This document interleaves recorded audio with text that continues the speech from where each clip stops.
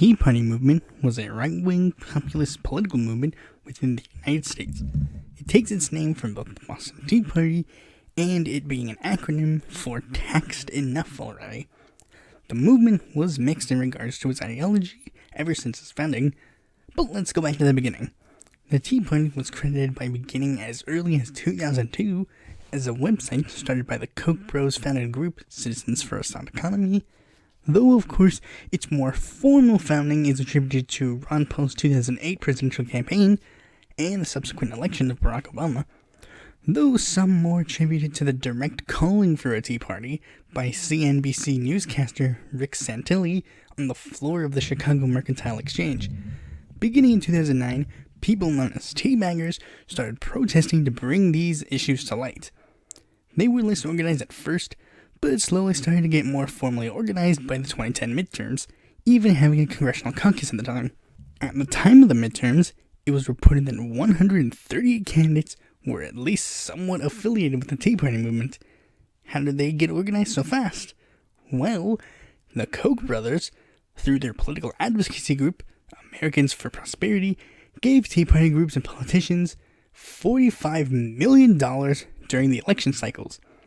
And the Tea Party was rather successful, much like the Republican Revolution of 1994, pretty much helping them retake the House. And while they didn't flip the Senate, the Tea Party made itself known by primarying and elected high-profile Senate candidates with Rand Paul, Mike Lee, Marco Rubio, and Scott Walker. So yeah, they were a force to be reckoned with going into 2012. They were obviously going to play a huge part in the GOP's presidential primary and races all across the country, right? Well, it was reported that they did worse in down-the-ballot races, with many Tea Party favorites losing races, but still having a decent amount of wins in the Texas Senate race, but the bigger focus was if the momentum would translate to the presidential race. It definitely translated to many presidential candidates trying to appeal to the Tea Party.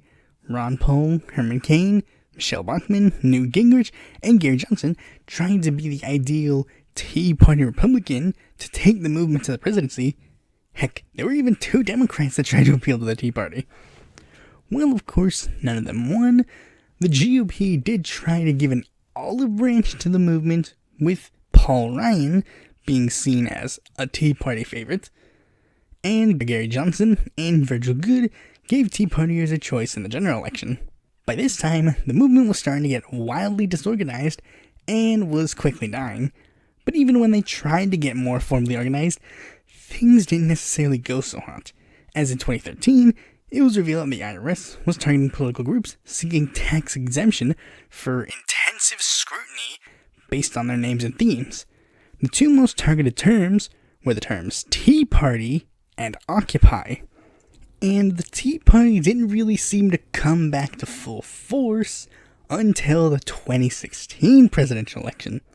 I mean, 4 people who were elected to office because of the Tea Party were running for president.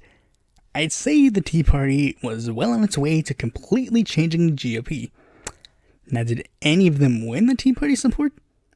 No, because remember, the Tea Party movement is a populist right movement, and by this time, all of these folks had become part of the political establishment. So, they weren't necessarily keen on these guys. They were keen on someone else who was running for president at the time. In fact, he was so much of the ideal choice of the Tea Party that he overwhelmingly won the primary and the general election. But as someone who kind of grew up with the Tea Party movement being somewhat of a thing in his childhood, the one question that is on my mind is, whatever happened to the Tea Party?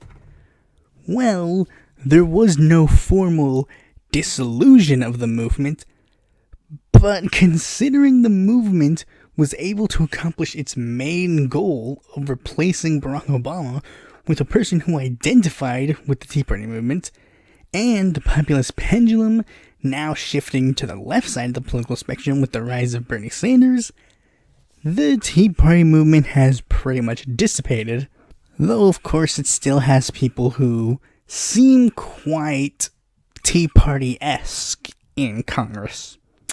Will the movement make a full recovery in 2024? We don't know, and we'll have to find out when that happens. Thanks for watching this video. Be sure to like, comment, subscribe, and click that bell to be notified when a future video of mine comes out. And if you're interested in more content from me, you can go to my website or follow me on Facebook, Twitter, or Quora, join me on Discord, or check out my articles on the Independent Political Report.